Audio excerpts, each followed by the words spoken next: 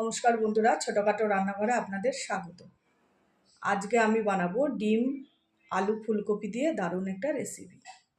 আর ডিমটা আমি সিদ্ধ করে নেব না, পোচ বানিয়ে ডিমের পোচ বানিয়ে আলু ফুলকপি দিয়ে করব। তার চলুন রান্নাটা শুরু করে দিই। প্রথমে ডিমগুলো ভেজে নেব, আর এদিকে দেব আদা পেঁয়াজ রসুন আর টমেটো। আর এই শীতকালে আলু ফুলকপিতে ডিমের তরকারি বা ঝোল খুবই কিন্তু ভালো লাগে। তাহলে চলুন রেসিপিটা বানানো শুরু করে দিই। প্রথমে ডিমের পোচগুলো বানিয়ে নেব।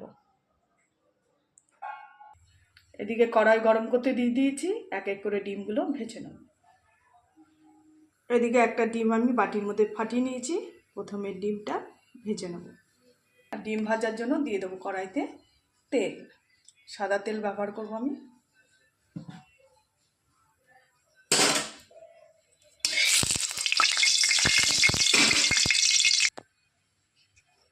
তেল গরম হয়ে গেছে, এবার দিয়ে দেবো।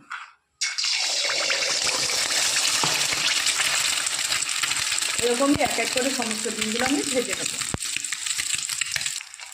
ডিমের পোচ হয়ে গেছে, এবার আমি তুলে নেব।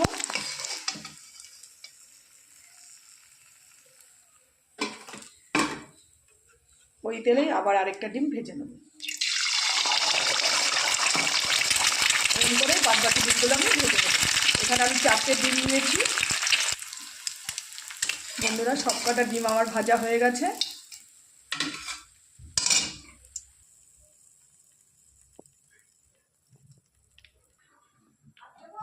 ওই তেলেই রান্না করার জন্য কিছুটা তেল দিয়ে দেবো।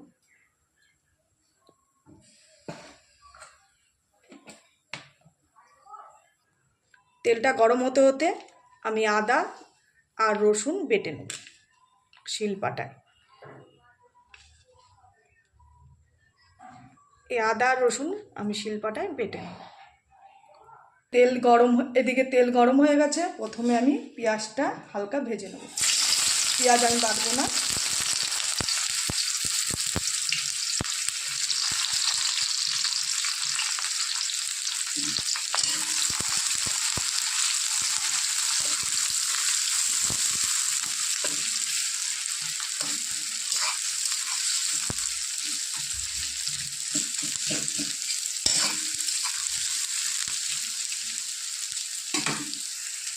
এদিকে আদা রসুন বাটা হয়ে গেছে, একসাথেই বেটে নিয়েছি।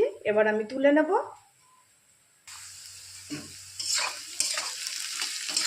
এদিকে পেঁয়াজটা হালকা ভেজে নিয়েছি। এবার দিয়ে দেবো এর সাথে ফুলকপি আর আলু।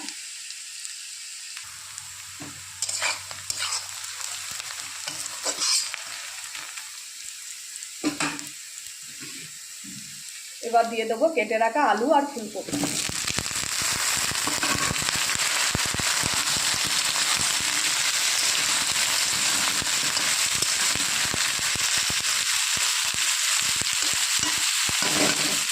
একসাথে হালকা করে ভেজে নেব। এবার এখানে দিয়ে দেবো আমি জিরে গুঁড়ো, লঙ্কার গুঁড়ো, হলুদ।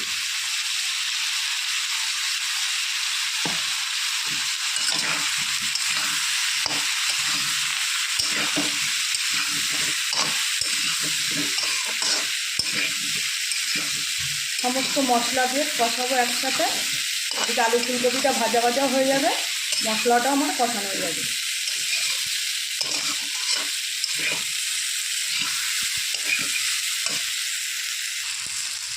এবার দিয়ে দেবো আদা রসুন বাটা আর টমেটো কুচি।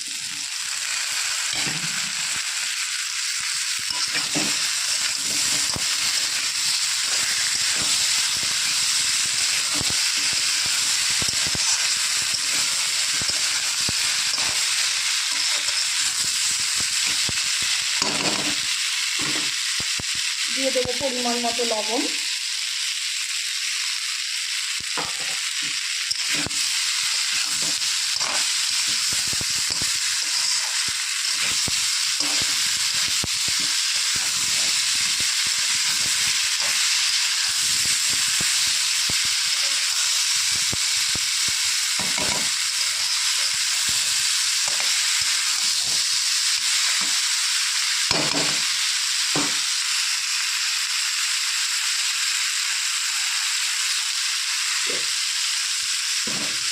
একটা ঢাকনি দিয়ে অল্প আঁচে আমি বারবার কষাবো।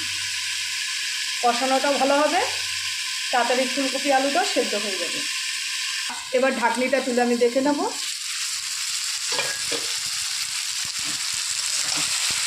দেখুন বন্ধুরা, কত সুন্দর ভাজা ভাজা হয়েছে, মশলাটা ভালো কষানো হয়েছে। আর আজকে আমি ফোড়নে কিচ্ছু দিই, শুধু পেঁয়াজ ভেজে করেছি, আদা রসুন আর টমেটো দিয়ে, জিরে জিরে লঙ্কা দিয়ে।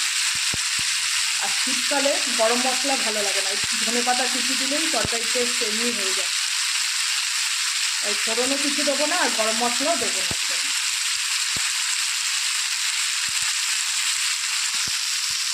এবার স্বাদের জন্য দিয়ে দেবো সামান্য পরিমাণে একটু চিনি।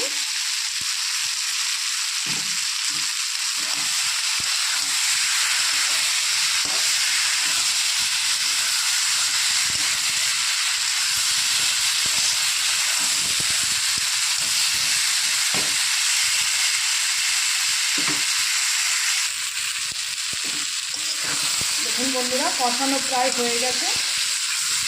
আর ডিম আর ফুলকপি প্রায় সেদ্ধ হয়েই গেছে কষাতে কষাতে।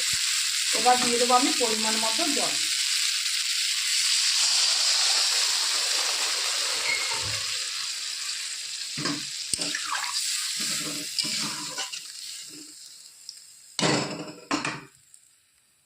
ভালো করে ঝোলটা ফুটে আসলে আর আলু আর ফুলকপিটা সেদ্ধ হয়ে গেলে তারপর আমি ডিমের পোচগুলো দিয়ে দেবো। ততক্ষণ একটা ঢাকনি দিয়ে আমি ঢেকে দেবো। বন্ধুরা, এবার আমি ঢাকনিটা তুলে দেখে নেব। এবার দেখে নেব আলুটা সেদ্ধ হয়ে গেছে কিনা। দেখুন, আলু পুরো সেদ্ধ হয়ে গেছে। এই দেখুন, এবার দিয়ে দেব ডিমের পোচ।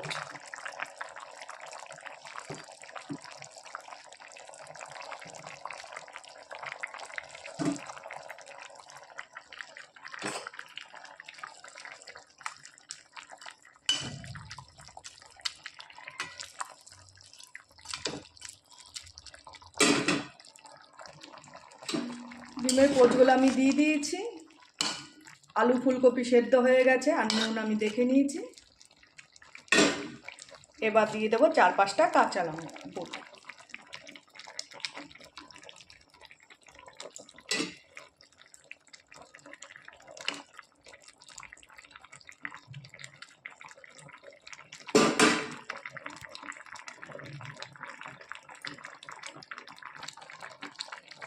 এবার দিয়ে দেবো ধনেপাতা কুচি। ধনেপাতা কুচি দিয়ে নামিয়ে নেব।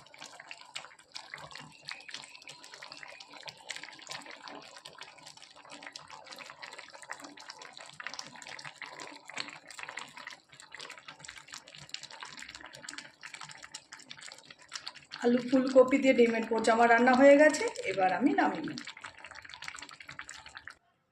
বন্ধুরা, আজকের রেসিপি আমার ডিমের পোচ বানিয়ে আলু ফুলকপি দিয়ে একটা দারুণ ডিমের ঝোল আমি রান্না করলাম।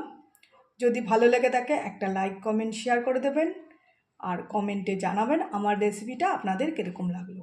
আজকে ইচ্ছে হলো এইভাবে খেতে, তাই আপনাদের কাছে শেয়ার করলাম রেসিপিটা। অতি অবশ্যই কমেন্টে কিন্তু বলবেন যে আমার মতো এরকম কে কে খান।